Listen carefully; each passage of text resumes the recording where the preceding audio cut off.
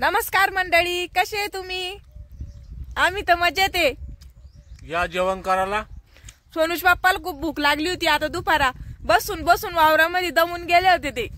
बसून बसून म्हणजे अहो माझं असं म्हणणं आहे की ते जाळ्या सोडत होते ना कोंबड्याच्या, तर दमले ते. मग मी त्यांच्यासाठी जेवायला आणलं. काय काय आणलं?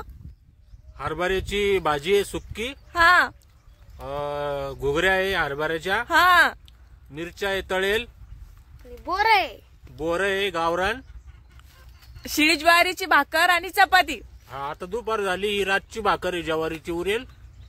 ही चपाती आहे.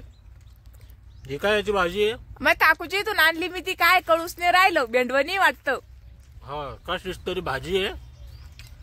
असं सोनूश पप्पा जेवू राहिले. मग त्याला भूक लागली तर या दुलडीत घेऊन आली ती. हा, आणि मी असं काही खात नाही, त्याच्यामुळे मी हे खाते. काय ते शिरा? नाही, मग ते खव्याचं आहे.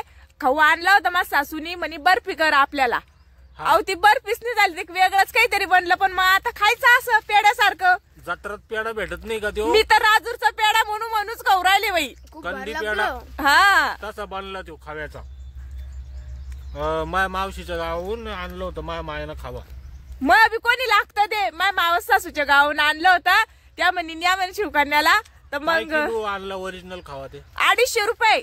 हा एवढा सस्ता कुठे भेटतो माहिती की? पोखरी आणखीन काय ते गावात? वरखेडा वाघडळच्या तिकडं. हा तालुका जिल्हा जालना तिकडं गवळी लोक आहे, त्यांच्याकडे भेटतो ते ओरिजिनल.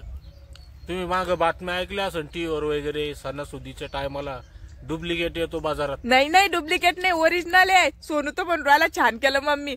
मला तर वाटलं म्हणलं आता बिघडलं खाते की नाही, पण आवडीन खाऊ राहिले सगळेजण. नाही चांगलं लागतं ते. चला मंडळी, मग करा जेवण. बाय.